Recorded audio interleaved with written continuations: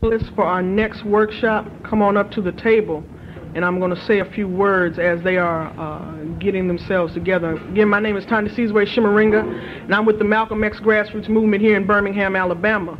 The Malcolm X Grassroots Movement is a coalition of individuals and organizations, a grassroots formation that was founded a few years ago, and we have 6 principles of unity that we have established as our organizing principles. We're open to all African people, new African people here in the United States of America. And we say that if you can unite with our 6 principles of unity, you need to join with us and help us struggle for liberation of our people.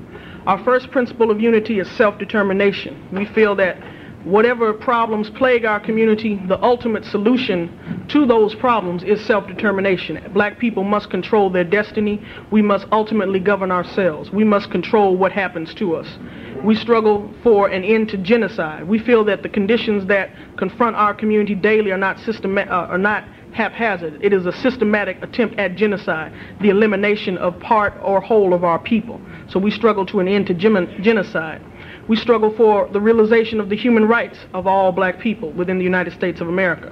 We struggle for reparations, that which is due us for slavery, what has happened after slavery, what is happening to us right now. Reparations, the just due that belongs to black people. We struggle for freedom for political prisoners and prisoners of war, that there are black men and women in United States prisons who are only there because of the actions that they have done on behalf of liberating black people, or the organizing that they have done, or the education that they have tried to educate black people about our reality. And they have been thrown in prison because of that. And we say that those brothers and sisters are our political prisoners and prisoners of war, and they must be freed. And we were originally founded on those 5 principles of unity. But we went back, as Malcolm X often did. He would look at a situation and saw where he was lacking and come on up to speed with what he knew was the correct way to go. We looked around and we saw that there was something happening internally within our communities, and we said we need an additional principle, and that principle became the liberation of women. We felt that what was happening internally within our communities, that black women were being denied the wherewithal to participate in our struggle, and that in addition to that, black women were being brutalized as a result of our oppression by our own men. And we said that something must be done to stop this. So we added another principle of unity, the liberation of women, which is why the Malcolm X Grassroots Movement is a co-sponsor of this conference today. New African Women in the Field, Cultivating Our Legacy of Struggle. The workshop we're going to deal with right now is part 1 of a 2-part series, Revolution Without Women Ain't Happening. We're going to come back after lunch and deal with Revolution Without Men. This first one, however, is going to be on women. The history of our struggle, why it is important that we continue to struggle, what are some of the obstacles or issues that confront us and keep us from struggling to our fullest potential. What are the issues that we need to be concerned about as new African women? And it's a very sensitive area for us to discuss. Because it is a sensitive area, we are calling on our brothers to exercise some self-discipline this morning, and we're going to ask that you listen to what we sisters have to talk about. We're going to ask that you hold your comments or your questions for the workshop on Revolution Without Men Ain't Happening. But usually we know that sisters are always there in our struggle, always giving their all, but every now and then there comes a time when we are afraid to speak up, or we become intimidated because brothers are always out there doing what they do. And so we're saying that, brothers, today we want you to listen to what we have to say. I'm sorry? Just say shut up. I didn't want to put it like that, but so I'll stress it again. We want you all to listen to what we want to talk about. So this first workshop, Revolution Without Women Ain't Happening. Our first presenter is Sister Aminata Umoja. Sister Aminata is a member of the New African Peoples Organization and an elementary school teacher in Atlanta, Georgia. She will be our first presenter today. And we want to bring on with a nice, warm, New African welcome, Sister Aminata Umoja.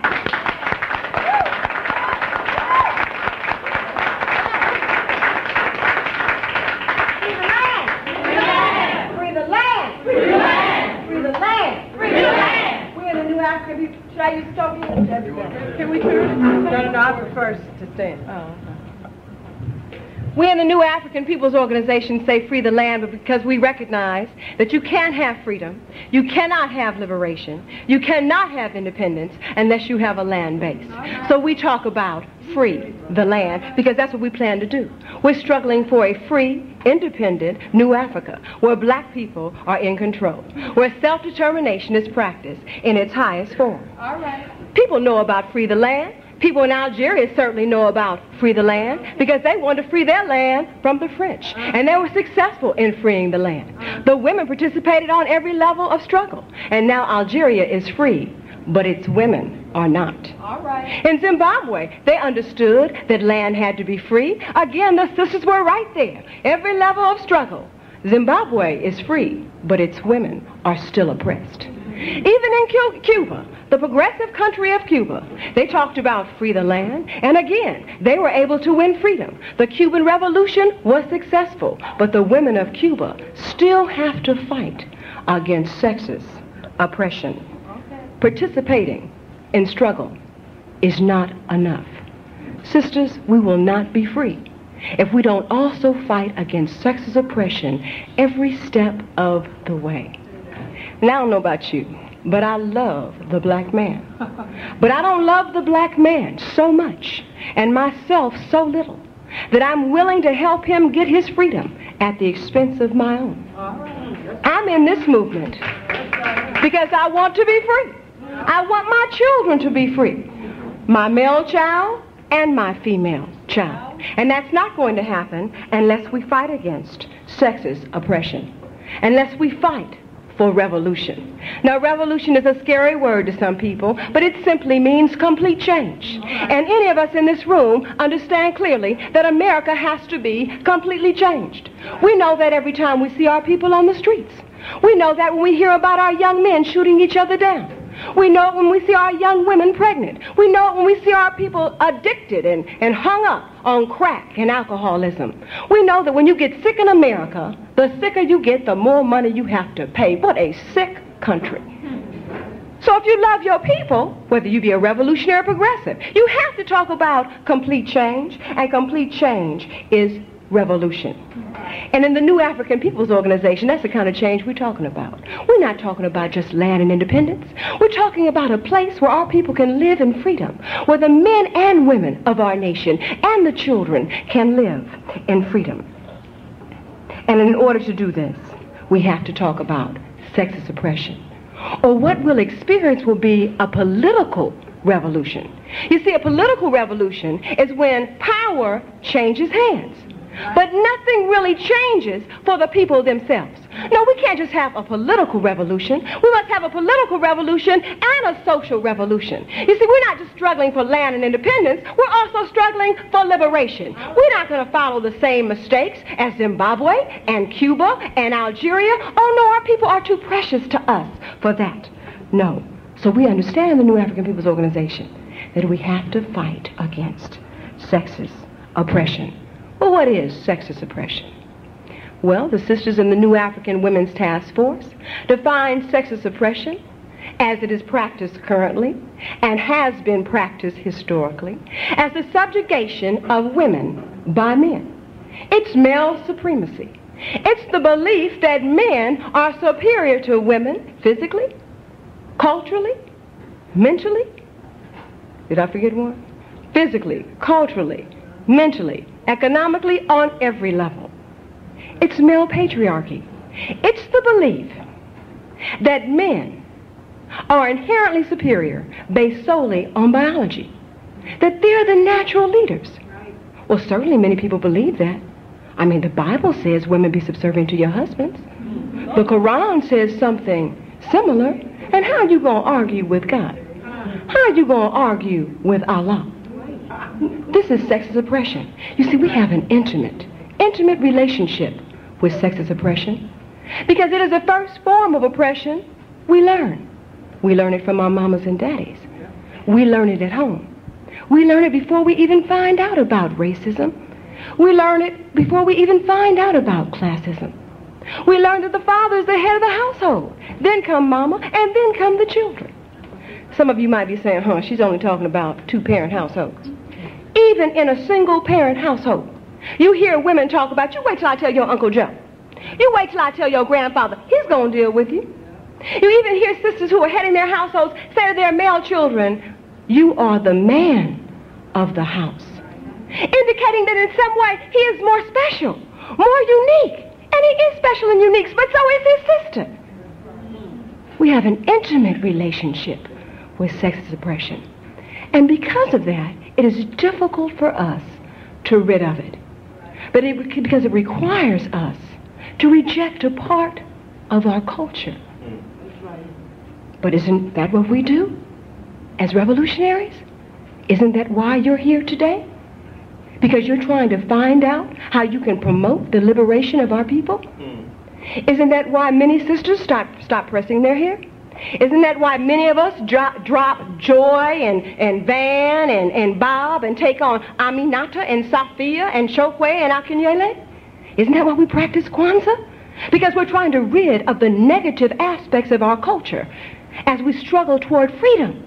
We're trying to develop a culture that's a liberating culture, a culture that will bring hope to the hopelessness, hope to the hopeless, a culture that will push us forward to freedom, not one that will maintain our oppression. That's what we're supposed to do as revolutionaries. Well, this requires a new perception of the world, doesn't it? Not the perception that you were taught and I was taught in the American system, but a new perception. One that's based on Afrocentrism. One that's based on a history of resistance. One that's based on the fact that we are oppressed. You see, once you get this new perception, you start getting excited. Because then you can figure things out. You start beginning to realize that our people are not inherently ignorant, that our people are not inherently lazy. You're able to combat some of the discussions you hear in our community.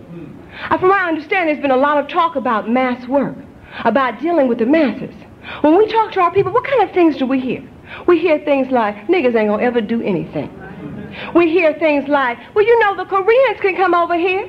The Japanese can come over here. These other folks come over here and they develop their own businesses. Black people ain't never going to get it together.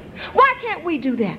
But once you understand what your place is in the world, once you understand that you have been oppressed and there is an oppressor, once you understand that you have been raped and we are trying to be healed of that victimization, then you start seeing things more clearly. And you understand that we have a self-hatred that's going on.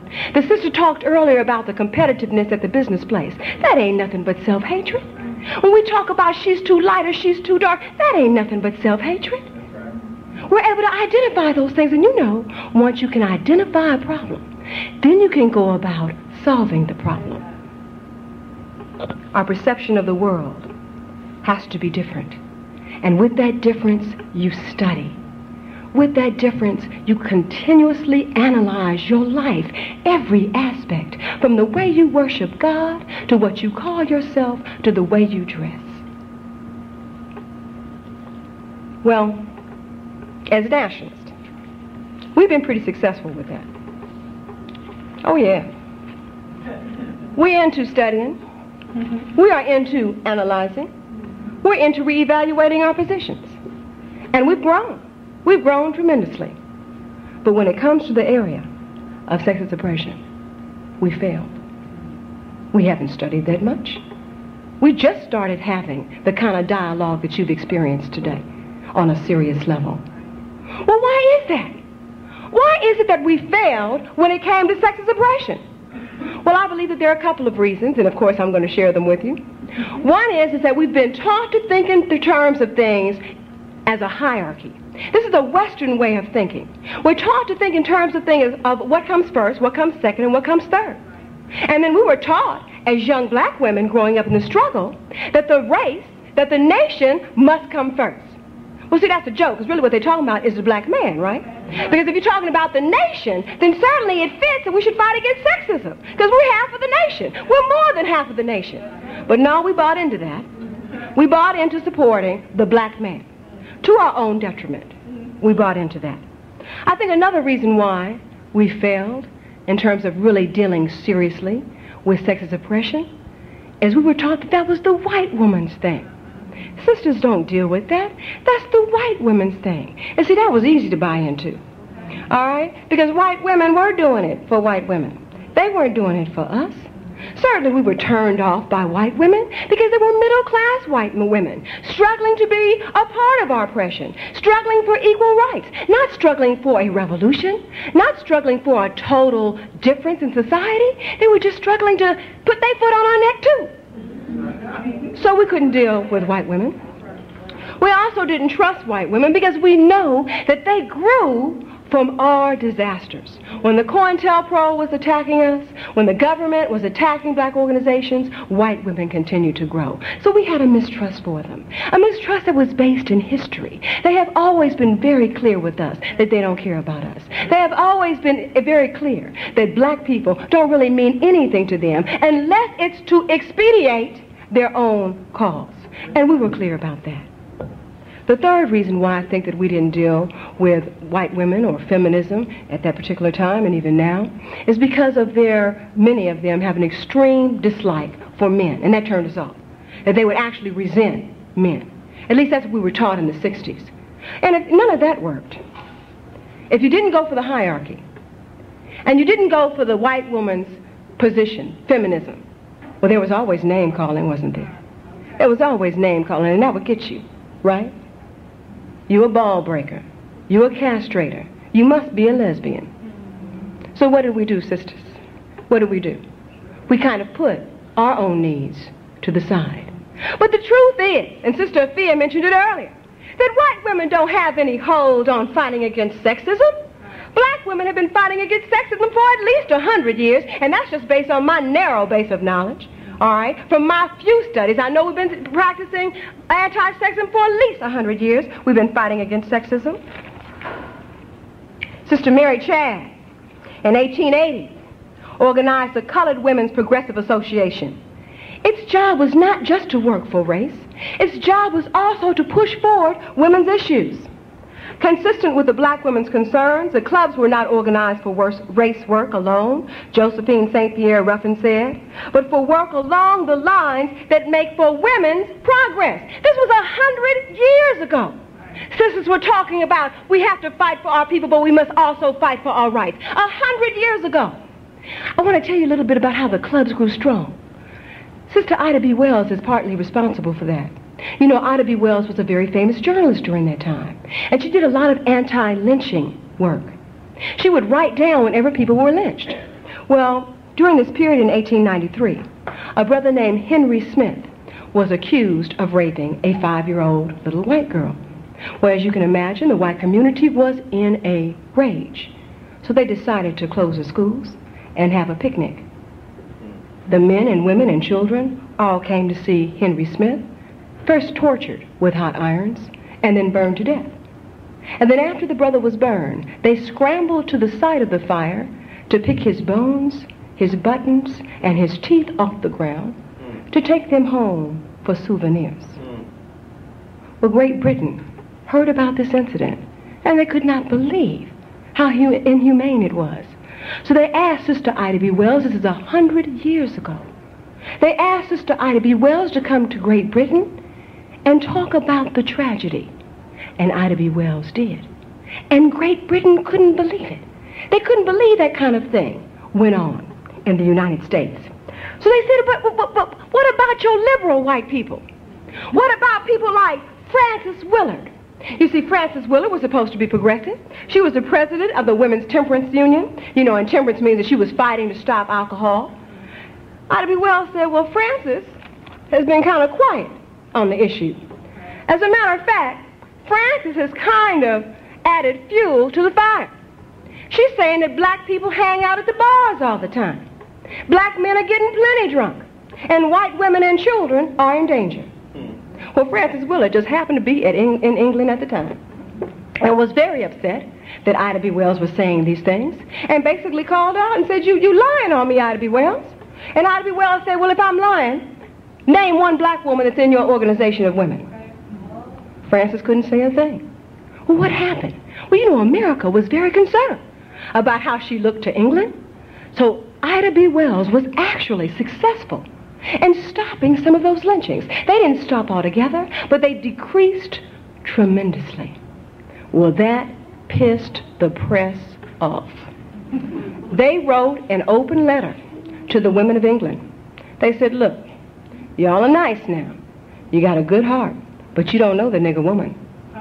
The nigger woman has no morality. She will lie. She will do whatever's necessary. Well, that response pissed sisters off. And they decided to have a women's club here and a women's club there. Wasn't enough. So they united and became one large national organization, the National Association of Colored Women, and the president of that association was Mary Church Terrell.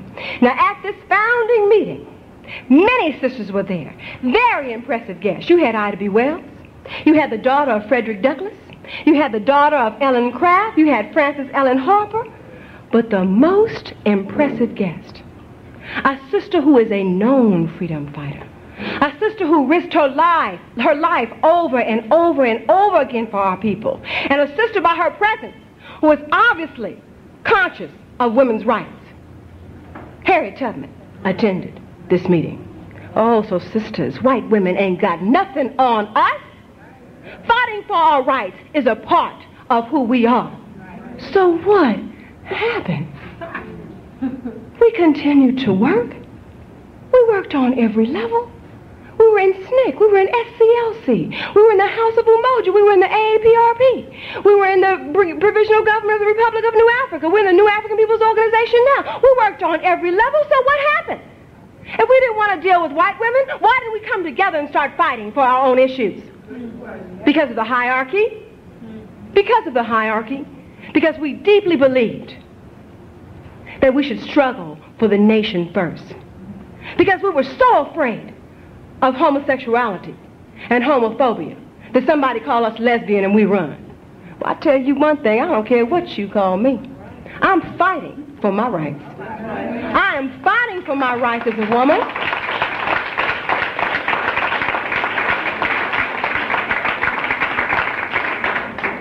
And I am fighting for my rights as a new African. I will not struggle and dedicate my life to free only half of our nation. It does not make sense. And I want you to know that I am pissed off today. And one of the reasons why I'm pissed is because we remain invisible. And it makes me angry. We hear over and over again about how we have to focus in on the black male, the black boy. In the 60s, it was the black man. Sisters, support your black men. Black men are in danger. And now in the 90s, it's the black boys. Black boys are killing themselves. Yes, the black man is in danger. Yes, black boys are in danger. And so are black girls. And so are black women. Our nation is in danger. How dare you continue to ignore our cry?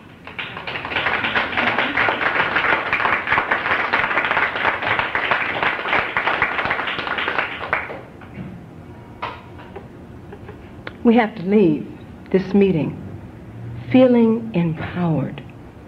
We have to leave this meeting going out and speaking against sexist oppression to the masses of our people. No, to them it may not matter whether we call it womanism or feminism. To them it may not matter what we talk about in theoretical discussions. But we cannot disregard the necessity for intellectual debate. That's how we get our theory so we can move forward. If we were to discard that, we'd be discarding W.E.B. Du Bois, Amilcar Cabral, Malcolm X. We cannot do that. We cannot afford to do that. So when you leave here and you go to the barber shop to get your hair cut, and you go to the hairdressers to get your hair done, and you sit in your living room with your family, and you're sitting in your church prayer group or your Bible study, you must fight against sexist oppression. Not only because it'll benefit our nation, but because it is your human right to be free. It is your God-given right to be free. Don't let anyone take it from us. Don't let anyone take it from my daughter and her daughter. Free the land, brothers and sisters.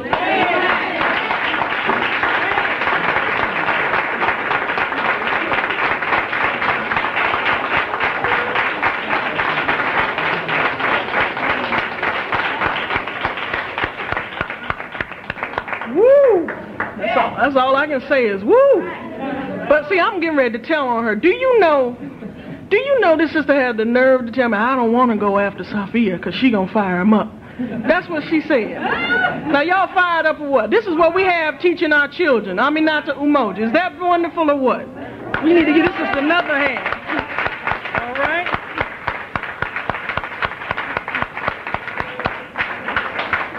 Well, now, I want to introduce to you the sister who really going to lay it on you. All right? This is Sister Safiya Omari. I done forgot her name. I'm so fired up. That's deep. Sister Safiya Omari is the national coordinator of the Malcolm X grassroots movement. She resides in Jackson, Mississippi. She is also a professor of psychology at Tougaloo College. Won't y'all give a warm New African welcome to Sister Safiya Omari.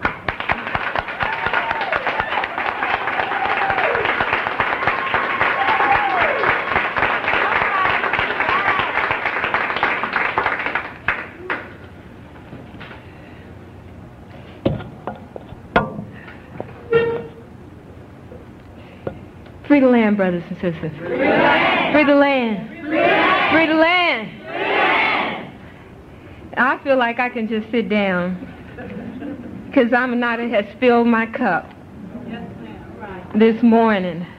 You know, it's so wonderful to be a part of an organization and be a part of a movement where your brothers and sisters say what you have to say. And it also shows you that we don't have any room for stars. See, that's why we couldn't have a Clarence Thomas or Anita Hill, okay? Because we all do the work. We all do the job. And we are all moved spiritually by what we have to do. I was sitting there listening to aminata. I said, now they set me up.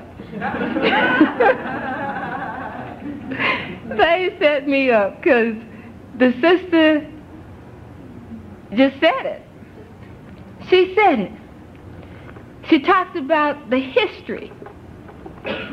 She talked about our natural human right to be respected as women, as human beings. That's all I want. I don't think that's asking for much. But when you look around this world, you can't even sit at home in your own house without being confronted with some stupid person. And I'm on this use of this word stupid because that's what I think sexist oppression is. It's stupid. Like aminata said, why would we struggle to free only half our nation? That's stupid.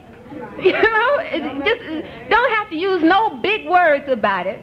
It just plumb don't make sense. And I think that as African people, we make a lot of sense when we clear our minds from all of the confusion that our oppression and that our degradation and that our suffering has brought into it. When we think clearly, the path becomes clear. When we sit and listen and contemplate on what is being said, then the path becomes clear. When we move out of denial, listen to me, brothers and sisters, when we move out and away from denial, when we move away from this exaggerated, glorified, oversimplified idea that we have of what life in Africa was about and what it was like. When we acknowledge the effect of 400 plus years of oppression and degradation, we realize that we got a problem. And when we move away from the denial, then we can work towards some systematic, positive solutions to the problems. And see, I'm not as pissed off. I'm pissed off for all the reasons that she's pissed off. But I'm also very upset about the denial. That That makes me even angrier than the reality. Why can't we see? Arrested Development said, Lord, why did you enlighten me without enlightening the rest of these fools out here, right? Why can't we see it? Because we got to acknowledge it. I was sitting up trying to escape the other day. June 19th, 1993. I was sitting around contemplating my financial woes. So I turned on the TV to watch the soaps. And I felt like if I could laugh at all these white folks with money and their problems, it wouldn't bother me so much that I didn't have any.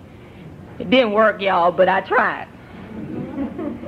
I half watched and I half dozed through The Young and the Restless when a scene between two black men caught my attention. I had to sit up on the couch. And there's the younger brother, who is the son-in-law, telling the father-in-law that he lost it in a conversation with his wife. And I said, ooh, what did he say? This is going to be good. Then he said, I called her a bitch. I almost flew off my couch. Not the B word. Not on daytime TV. Not in reference to a black woman. And I said, oh, no, they didn't go there. And I said, calm down, Safiya, calm down. This is a big mistake. You were half asleep. Wake up. And you'll hear what he really said after the commercial, because you know they repeat everything right after the commercial for the stupid folk that sit up and watch soap operas.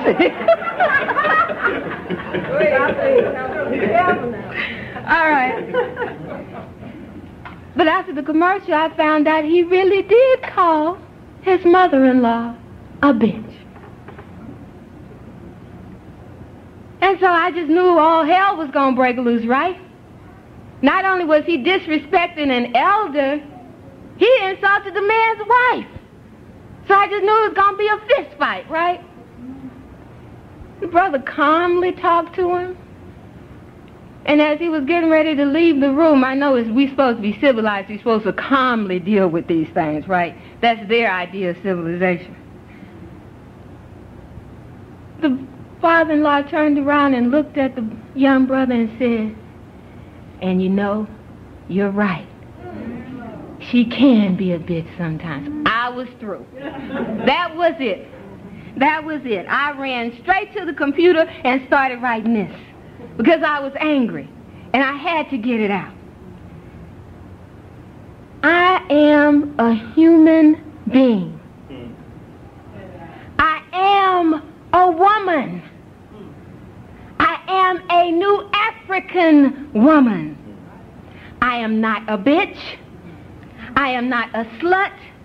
I am not a whore. I am not a hoe. I'm not a piece, a trick, a broad, a tenderoni. I ain't none of that.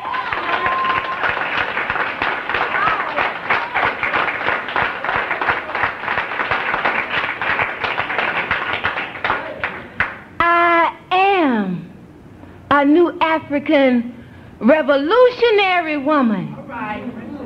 Because this mess got to change. It's got to change. Yeah, I get very, very, very angry. As we say in Ebonics, I be real mad sometimes. Yes, my tongue has been classified by some as a lethal weapon.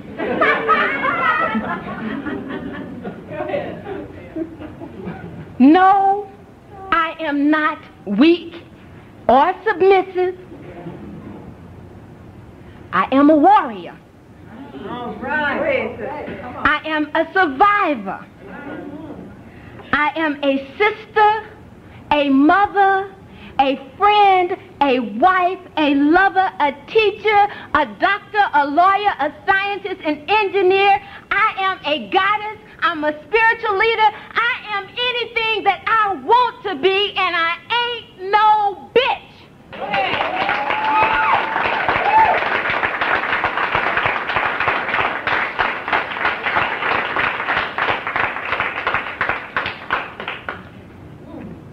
Now, some of you might say I'm overreacting to all of this. After all, it was only a soap opera. But let me remind you that those soap operas reflect the ideas of the dominant society that we live in. That's right. Do you really understand what it means when black women have been devalued so much that it has become acceptable to call them bitches on shows where they sell detergent, where they sell items for us to use in our kitchen, to decorate our homes, when they take us off the evolutionary scale of humans? Do you hear me? A dog ain't even on the same evolutionary scale. Do you realize what that means? And if we realize that, then we understand that we have no choice but to wage a war to stop it. No choice. If you have a hard time accepting that, just reach back into your genetic memory, because it's there. All the pain and the suffering is there. That's why we're so afraid, because we have those memories. But understand that the Atlantic slave trade was justified in so-called civilized Christian circles by saying that we were all less than a human being. Right. So understand that. It's serious business. Really serious business. Now, you know we're difficult. And we have to be difficult. Because it's a difficult world that we live in. And if we were not difficult, we would be run over. We would be a doormat somewhere. We are punching bags. Understand that. We are sex objects when we refuse to be difficult. I am unmanageable. Understand that.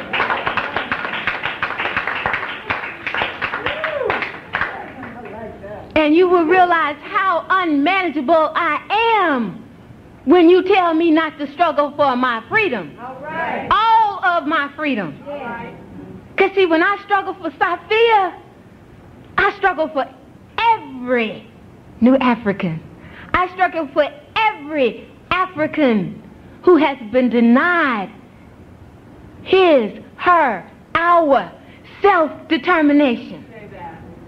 Understand that. When I pick up a gun and strike a blow, or when I open my mouth and hurl out words as weapons, I strike a blow for each and every one of us. For my sons and my daughter. For my husband. For my brothers and sisters, nieces and nephews, cousins, extended family. That's who I fight for. And that's why I have to be difficult and unmanageable. But you know I love you. You know that. You know you can have my last. And you know I might fuss every step of the way while I'm doing something for you, but I do it.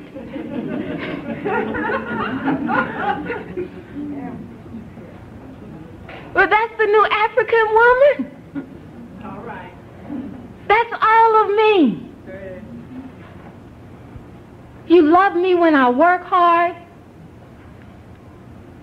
love me when I'm telling you the truth, even when it's uncomfortable for you.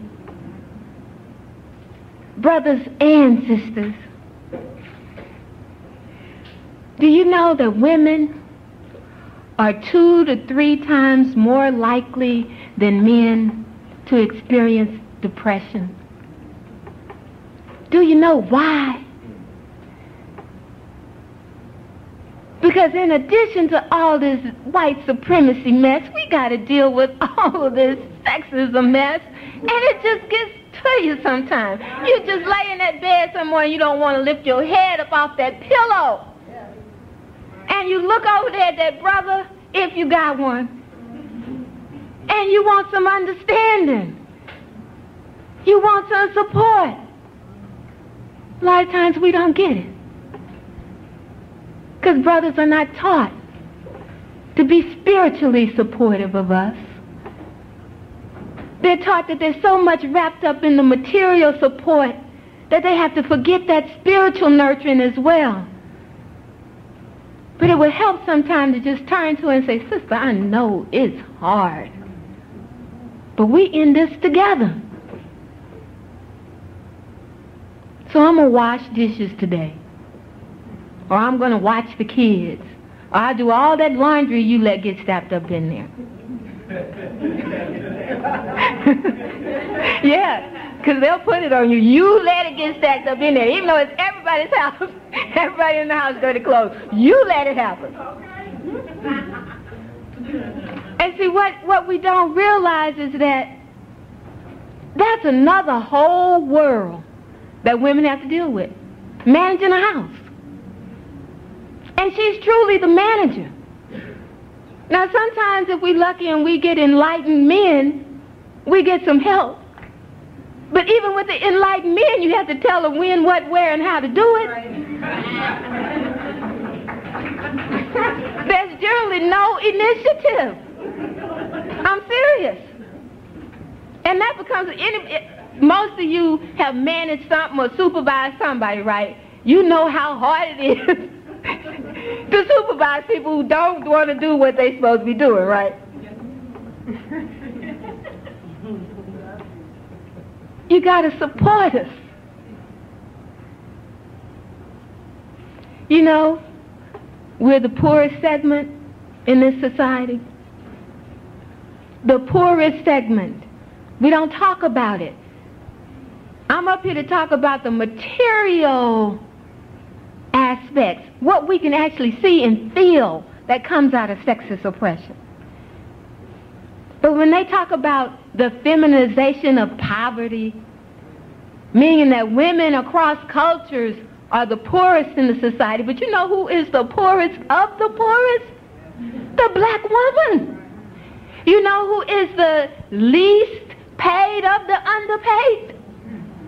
The black woman. You know, statistics show that if I were in the workplace with a black male, he is more than in the same position.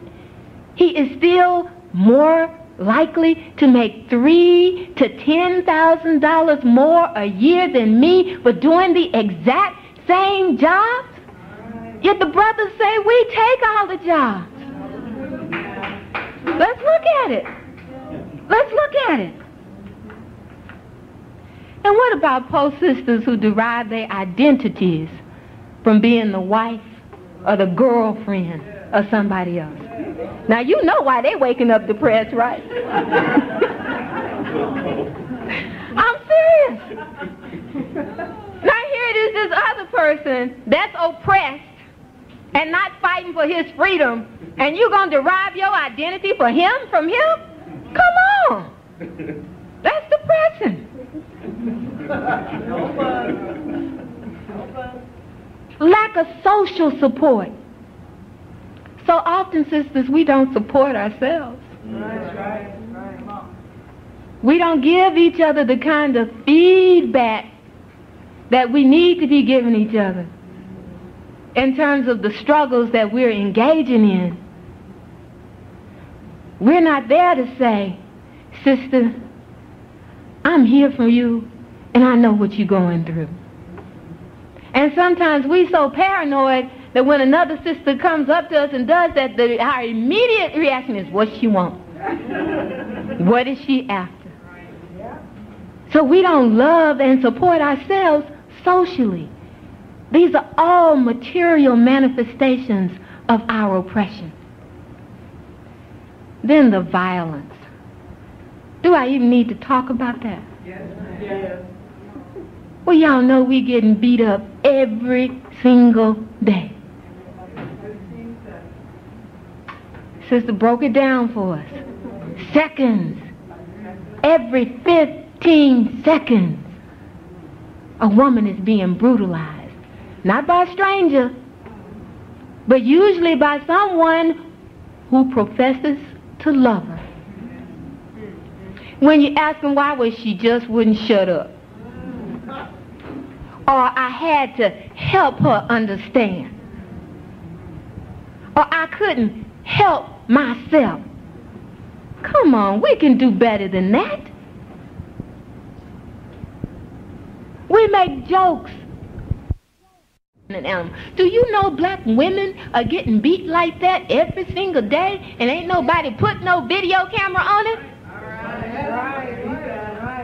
And a lot of us will walk past it happening and keep going. It ain't my business. Yes, it is your business. It's all of our business to see that this madness ceases. It starts with us ridding ourselves of anti-culture. I'm borrow a word from Shokwe. He talks so much he coined all kinds of words.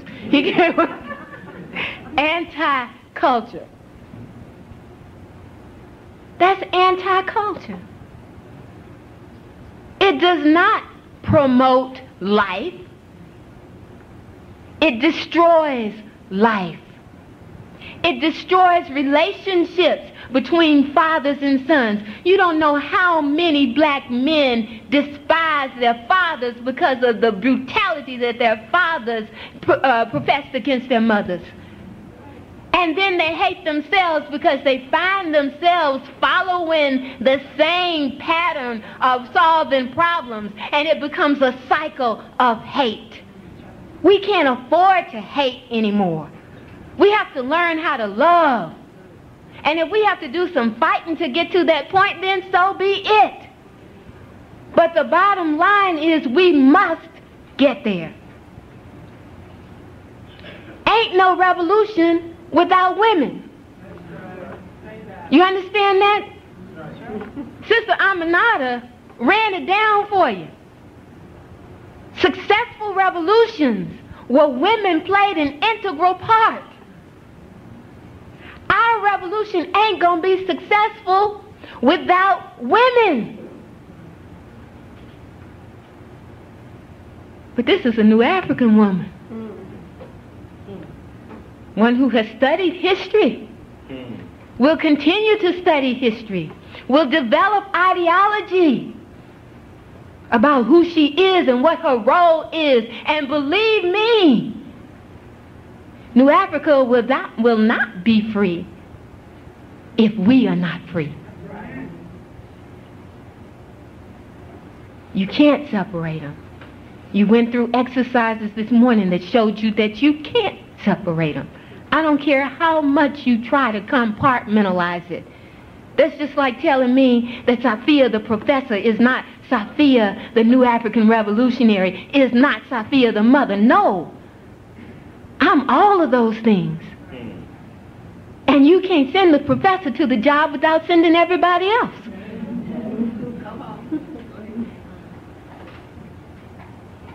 Rape.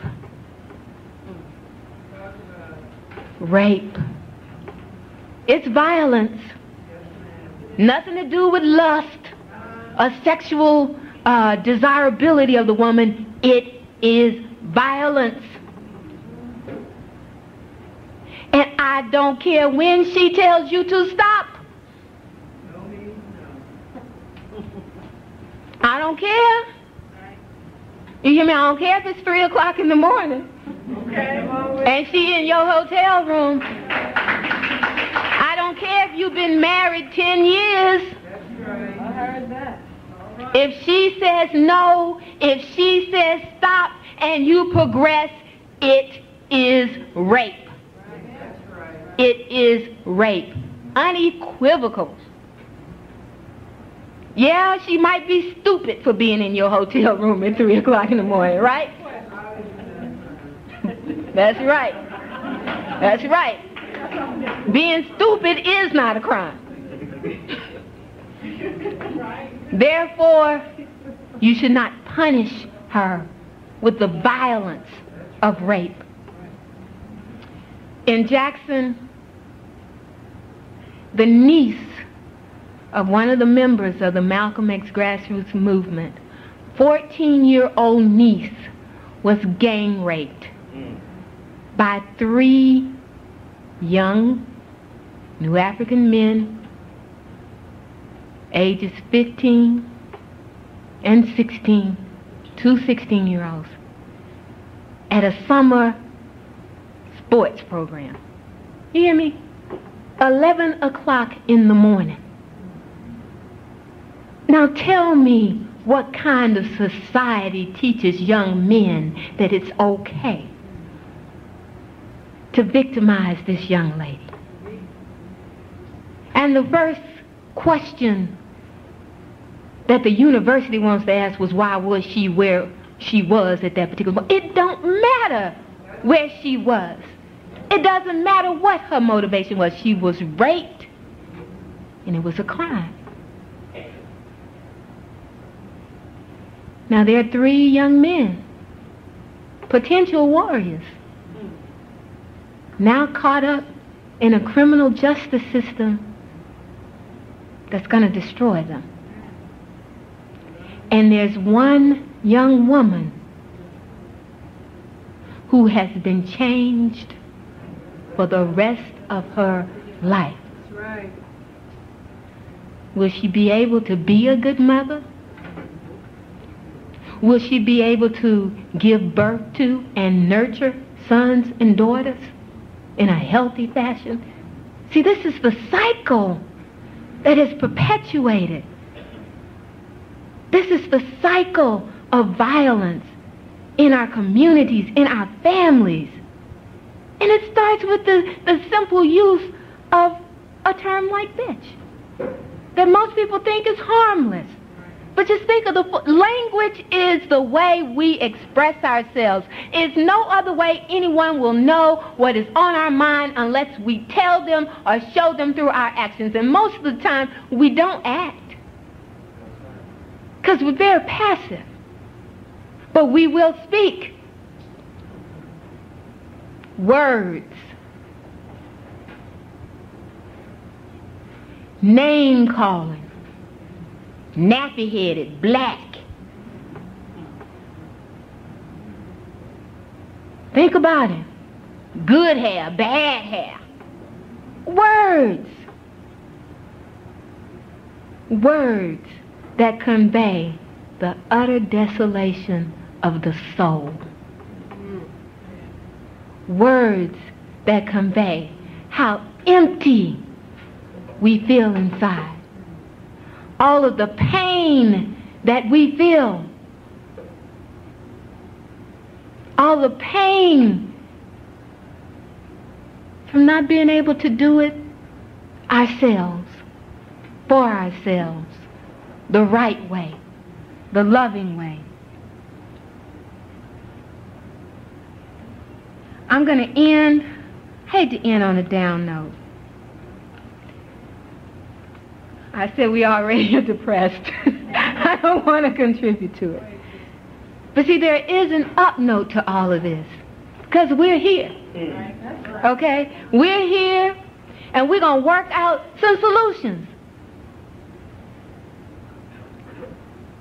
Now, the brothers on campus call me a man basher. Now, they do, but they love me. Don't get me wrong. They line up at my office to get a chance to get bashed.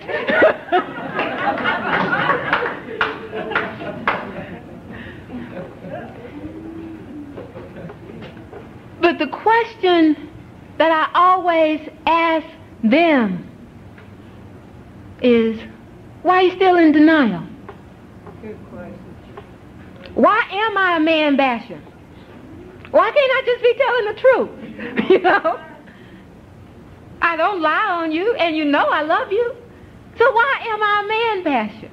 Well, I don't know, some things just don't... Well, yeah, some things don't need to be said. But these are the things that we got to say if we're going to survive. And it's best you hear them from me, somebody who loves you. Okay? It's best that we sit down and go at it together with the understanding that when it's all over, you're going to agree with me and we're going to leave fighting sexist oppression, okay? We understand that.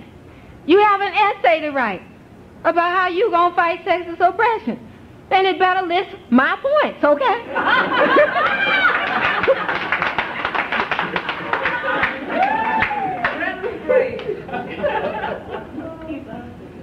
And we have to teach, right?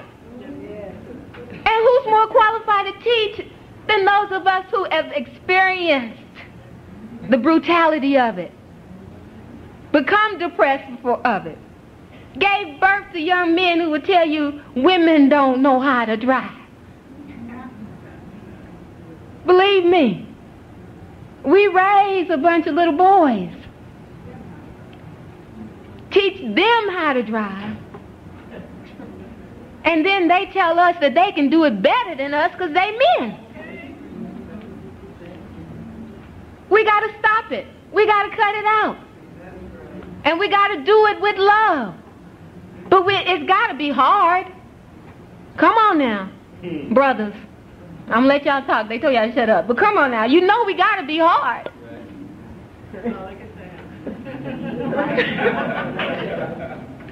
We got to tell the truth. It ain't a pretty picture. So the upside is we got work for everybody, right? And we can't be depressed if we working, right? If we working to come up with solutions to the problem. If we working together to come up with solutions to the problem. And brothers, you got to accept our leadership in this. You've got to accept our leadership in this. You have to learn to listen to us. I know the knee-jerk reaction is to say, but I don't. But you do. And we know you do. And we don't love you any less because of it. We will love you less if you don't change. But right now, we're at a position where it's a love-love relationship, right? Because you're struggling to change. Based on what we tell you needs to be done, right? Show way. We're struggling. And that's what it's all about. It's about the history. It's about what's happening currently. Well, he was sitting there looking like he disagreed with everything I said. You know, and so I just wanted to acknowledge that. I love it when we agree. But you know, if we don't do it, we won't have very many more chances. Right. If you look in the communities that we're talking about, you know, I heard of bits and pieces of class discussion. But if we leave our own little insulated havens and go out to it's full-scale, full-blown war. You understand it? Every single day, our people are dying. Our children are dying because they don't have families. They don't even know what it's like to have the unconditional love of a family. This is not right. And it has not always been this way. And brothers and sisters have not always been as alienated as we are now. So we have to work towards putting the pieces to the puzzle back together. men, women, and children. Or should I say women, men, and children. We have to work at putting these pieces back together. We have to marshal our forces together. We have to go through some healings. Sisters, sometimes we're just going to have to let go of some of the pain. Because sometimes we just keep speaking to the pain over and over and over again and not working out solutions. Recognize the pain, acknowledge its source, then work to change it. Revolution.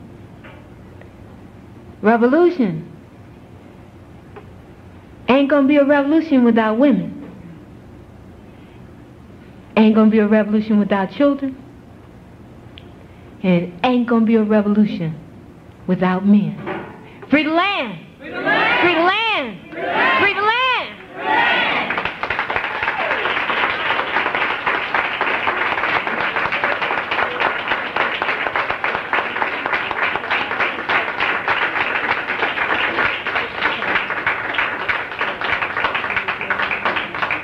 Okay, we're going to go, we're officially supposed to stop at 12:30. We're going to go to about 12:45? 1:30. Oh, we're going to, I'm sorry. I was thinking the wrong thing. Okay, we're going to open up now for comments or questions, and we want to stress once again, we want to hear from our sisters. Let me, if I can, give some, well, we want to hear whatever is on your mind, but I do want certain things to come out of this discussion. One of the things that Safiya brought up was the issue of denial, which is something that we need to discuss, because many brothers, they come to us and say, well, you know, I don't do that. I don't beat on my woman. I ain't raped nobody. But were you part of the climate that supported someone being raped? Well, what does that mean? When you with your brothers, with your friends hanging out, and they start calling sisters hoes and bitches and all of these words, what do? Do you nod in agreement? Yes, they like that sometimes. Or do you say, hold up, brother, why does sister got to be called all of that? You know, what is your role in this climate that is being created? Were you like most brothers? Did you say, yeah, that's what Desiree gets, you know, that's what she gets. She had no business going up in there like that. What is your role in this climate that we're talking about? That is one of the goals of this conference, to challenge the beliefs and the attitudes. Not just the actions, but the beliefs and the attitudes. So you don't hit your woman. So you don't call her those names. But what do you do when the brothers who you consider to be your close friends do that? Do you say, well, I ain't going to get involved with it, that's their problem, you know, that's his household, I don't want to deal with it? You know, what is your role? So I want to ask, while the brothers are thinking about that, and they'll be dealing with that in their workshop, I want to ask, open up now for questions or comments. Sister Wakiri Sana. Sister, can you stand up and speak a little louder for us? Well, I want to get to some of the solutions, okay? I think that's where we need to start. And one of the things that we have to do as women, I believe, is that we have to recognize and deal with our denial and our participation in the whole thing.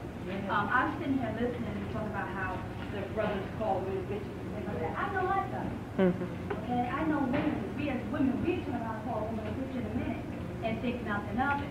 Now, whether it's in terms of endearment or not, that's something we have to deal with also. We do to contribute to our own oppression. And the other thing, just one more thing, that we can.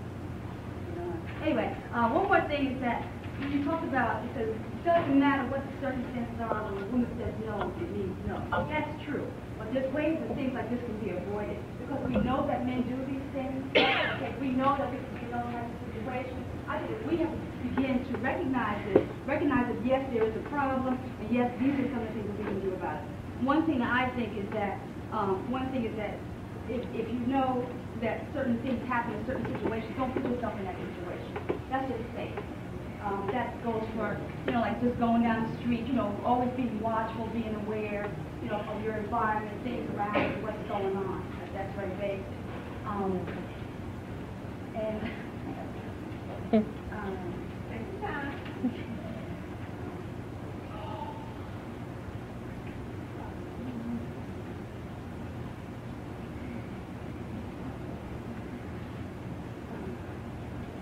Okay, and then again, I also would like to see, I don't know what exactly was planned to come out of this whole session, but I would really like to see some continued networking from men. And I know, like Sister mentioned about women, we like talk to each other, and that's a good thing. I think that's a very, very good thing. I think that more than needs to happen. I think that we need to have stronger support networks, and I'd like to see something like that happen at this session before I leave here tomorrow, go back to Chicago, something like that happen. You know, I'd like to be able to call Atlanta or Mississippi or wherever and connect, and vice versa. Okay. Sister Margaret? Free the land, everyone. Free the land. I would like to know, what are we, parents, mothers, fathers, what are we doing for our children to teach them? I mean, my mother's theory was, while I was a child, was really weird, teaching it and teaching it what you wanted to know. Mama said, once the baby is here, and I'm not going to say it, but she said it, but once they get here, all we got to do is feed it, put some food in the stomach and clothes on its back, because it is what it is going to be. What are we doing to our children to teach them how we want them to be, what we want them to learn, what type of men and women do we want them to grow up to be? What are we doing to teach our children as they grow up in school, and stop the teachers from teaching our children? Because I have a niece that's 11 years old, and when she was in the 3rd grade, she had a teacher that messed her up. Mentally, she messed her up. I mean, she was in the 3rd grade, and she was coming home with all A's. I would go to work with her report card, and people would tell her, we can't give you $1 for all the A's, so we just give you $1 for the report card. And I would go home every semester, every report card marking with, I don't know how much money for her to put away. But the teacher knocked those A's down in 3 months. She was down to an F. And she's 11 now, and she's just now getting those A's back up there. So I know how it feels for a child to be knocked down. I told the teacher myself, I said, if anything happens to my mother, I will be back here, and it'll be you and I. And I will call Chicago, and I'll call New York, and I will call Alabama. At that time I was in Detroit. I will call everywhere, and I'll have family members calling the school trying to find out why is this child's grades being knocked down. So I want us to sit together as a family and stick with our children so that we can wipe out sexist, racial things. We gotta do this. Okay. In terms of the sexist issue with the children, I think one thing that we can do is let our little boys play with dolls and let our little girls build and create, because we tend to take dolls from our little boys. And that's sad, because that's how young men learn to nurture babies. I mean, when little girls are playing with dolls, all they're doing is pretending to be mothers. But when little boys go on to take that nurturing, we get uncomfortable, and we snatch the doll away. So little boys never really learn to nurture their children like that. And oftentimes the little boys grow up and become men, and they leave their children, and they leave their women. And not only do they leave their children, but the children don't ever hear from them again. Yeah. So that's one thing. In terms of being a teacher, you know, as soon as you see your child's grade slipping, you need to go conference with the teacher, have her pull out black and white grades. We tried. It didn't work. We tried. We had to take her out of that school. Okay. We took her away from that teacher. We took her out of the school, put her in another school. Okay. Yeah. We couldn't deal with the teacher, the principal, and the secretary. We couldn't deal with me. So you had to pull them out. We had to pull her out of that school. And another thing to do is you can organize in that community to try to put pressure to get rid of a teacher. Because we have a lot. The principal and secretary are gone now. Yeah, well, they're out of the well, that's good. That's great. And also, try to teach your children at home how you want them to be.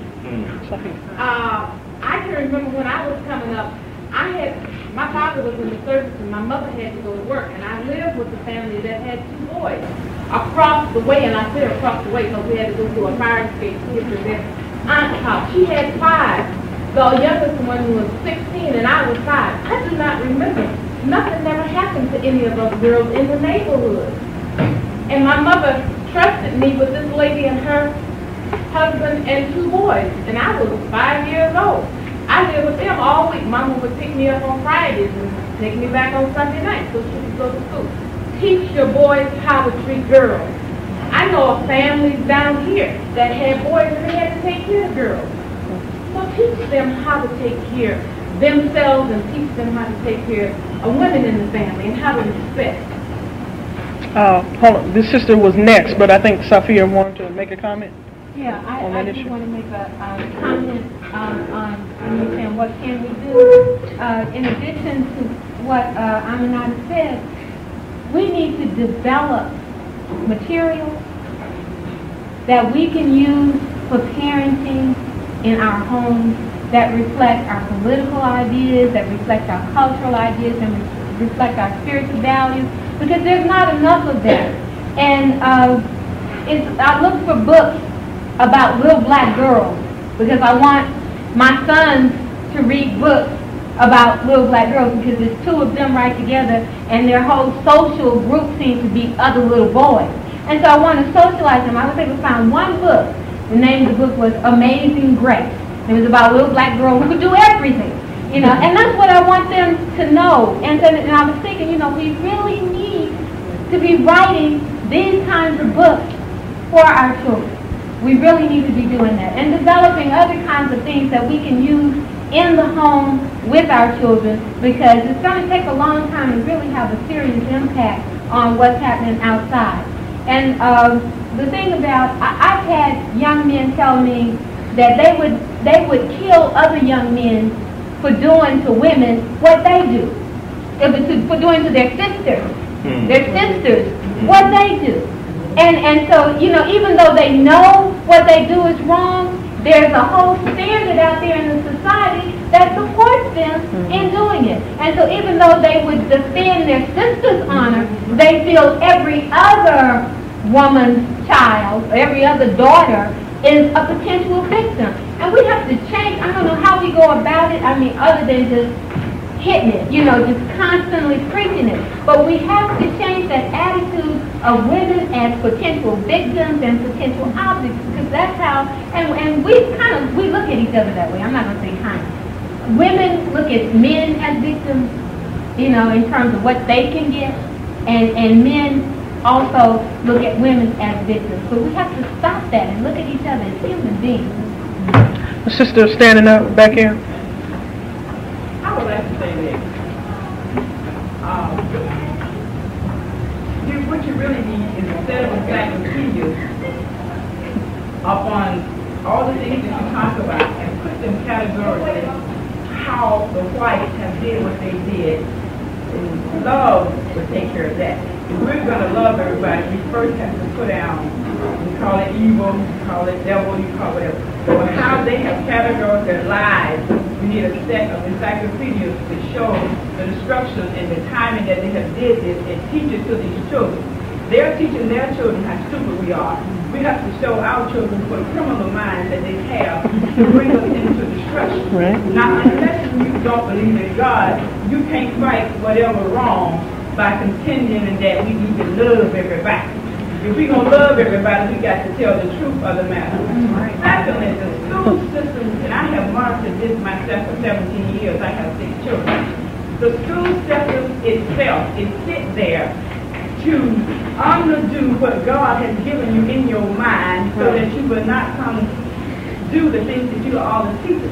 The school systems of America are not there to help you anyway. Right. So therefore, I personally had to take my life and go back and raise my own children. So therefore, you need booklets to do these things, because most of these people have went to Birmingham to the welfare mentality that the system has set there for them, because they don't think for themselves.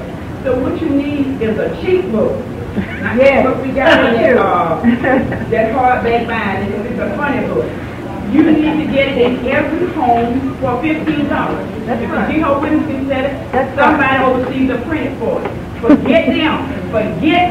In order to save yourself, you have to forget them.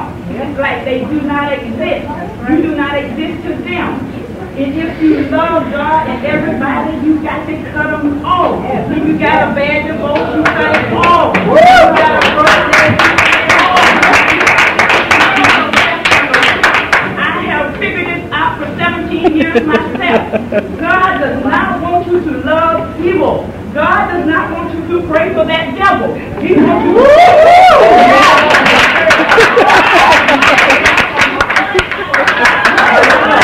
in that kind of position for you to be carrying him on your back.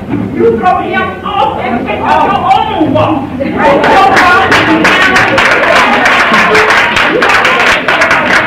What you're doing is up to the black women, sorry brother, to do it. Here we go. You train and labor with you. Ain't train yourself. It's us. It's us. It is for us to teach the white woman her place. She gets in the back of the line because she's not fighting for the whole universe of women to do what's necessary. So you got to put it on the table and tell her, you a child, get in your back. Let the real woman.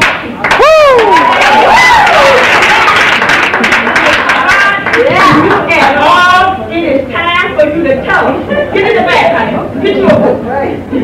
Because we cannot unite with her because she will not work with her. I tried for 17 years, and when we look around, she done went home and changed the paper. She'll work 2 or 3 at home and get her little PTA committee. When we get in there to vote, she done have her to switch it up. So you can't work with her. It's totally impossible. And what you're saying about the schooling is right. All my kids were honor students because I took them out. 12 students took my children to get out. $50,000 I had to spend for taking them in Harlem to make it work. So I had to give up my job and put it on my children. The point is they are being ill taught. And when they get through section 8 and grades, and the children do not know they're the enemy, then we got the jailhouse full of them. All right. Sister right here. Sister right here. Asada, Nakila, Wakila. We talked about denial, violence,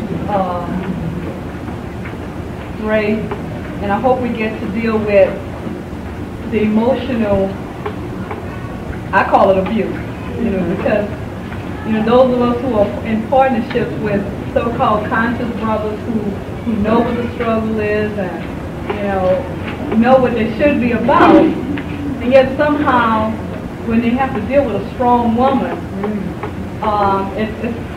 it's almost like, in order to say, well, no, I'm not a sexist, they try to outthink you, and it's like an emotional thing or psychological thing to make you feel inferior somehow so that you don't challenge them. So I hope we get to deal with that. Again, most of us have had to be strong. I took a strong role in my household since 11 years old. Maybe we need to find a way to help us deal with, if you've taken a strong role at such a young age, what role do you play in your personal relationship, if it's a healthy relationship? Asada, Nakila. I think as we go about trying to deal with issues, we realize that sometimes no quick solutions or easy solutions. And when the sister mentioned pain, sometimes I don't think men really understand fully the pain that sisters have to go through. I have attempted on many occasions to express some of my pain to brothers. And in doing that, I get the same answer very frequently. You'll get over that. And you mentioned, sister, there's some things that happen to you, you will never get over. When you're a small girl and someone takes you and uses your body to their pleasure, you never get over that. And I can testify to that. For 48 years I have been trying to deal with that. And the brothers got to understand the pain, the deepness of the pain, and what it has done to us, and how we are not able to come to the full understanding of womanhood because some of the things that we have experienced. And even though we have to move on, there are many of us that will never be able to move on. And I want my brothers to understand that. And don't tell me you can get over it. All right.